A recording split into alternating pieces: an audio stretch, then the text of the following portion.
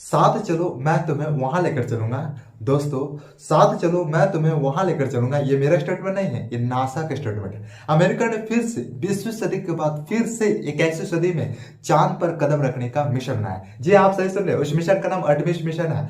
आपके दिमाग में शायद ये सवाल उभर रहा होगा कि किसी भी सक्सेसफुल मिशन को किस किस स्टेज से गुजरना होता है। ऐसे बहुत से छोटे छोटे स्टेप है, लेकिन उसमें से मेन स्टेप आते हैं। जैसे में किसी भी स्पेस लॉन्च सेंटर से उसे लॉन्च किया जाता है और अपने ऑर्बिट को ट्रेस करते हुए फाइनली अपने ऑर्बिट को पूरा कर लेता है।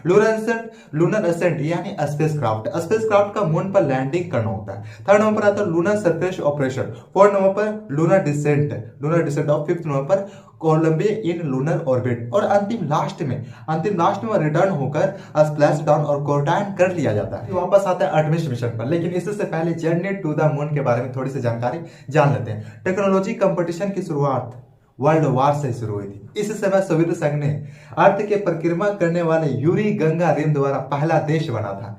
तब उस समय यूएसए यूनाइटेड साउथ अफ्रीका को लगा कि हम पीछे कैसे हो सकते हैं। इस वर्ल्ड वार के दौरान यूएसए ने सोवियत संघ को बिना बताए ही एटॉमिक बम बना दिया था। आपको जानकर हैरानी होगी कि जापान के हिरोशिमा और नागासाकी जैसे शहरों में गिराया गया था। यही वजह है कि ज्यादातर विकलांग लोग जापान में ही पाया जाता है। सन 1961 ईस्वी में यूएसए ने अपना नया मिशन प्रोजेक्ट स्टेब्लिश किया। उस मिशन का नाम अपोलो मिशन रखा गया। इस मिशन में 3 अहम भूमिका निभाने वाले एस्ट्रोनॉट्स थे। लूनर ऑर्बिट में रहकर कमांड एंड सर्विस मॉड्यूल को संभाल रहा था नील आर्मस्ट्रॉन्ग और बज एड्रिन।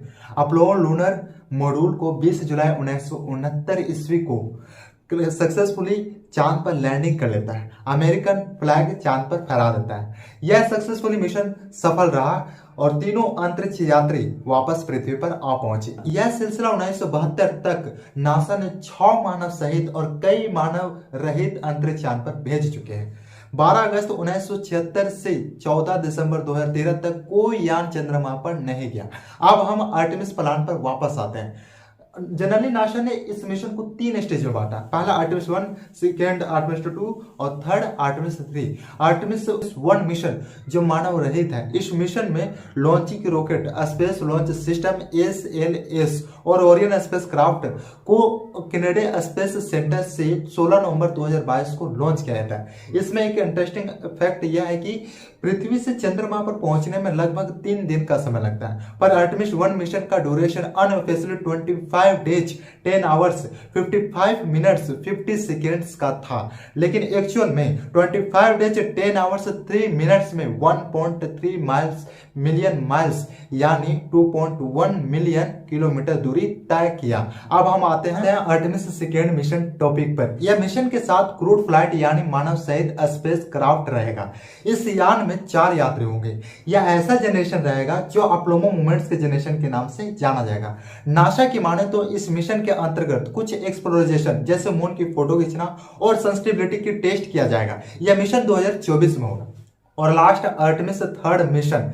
इस मिशन में एस्ट्रोनॉट्स भी होंगे और ओरियन स्पेस क्राफ्ट को लैंड कर rigorous testing and million miles दूर जो नासा के deep space transportation system Artemis 1 and Artemis 2 के डेटा को एक्यूमुलेट करेंगे। नासा इस आर्टेमिस 3rd के डेटा को एनालाइज करके मार्स पर कदम रखने की अगली मार्स मिशन बनाएगा। आपको जानकारी के लिए बता दूं, इंडिया का अपना इसरो 2024 तक गगनयान मिशन का लॉन्च करेंगे। क्या आपको लगता है कि आर्टेमिस मिशन सक्सेसफुल हो सकता है कि नहीं? चैट सेक्शन में जरूर बताएं। और अलग से सवाल, कठोर वाटर का केमिकल फॉर्मूला क्या है, चैट सेक्शन में जरूर लिखिए। फिर बताएंगे नेक्स्ट वीडियो।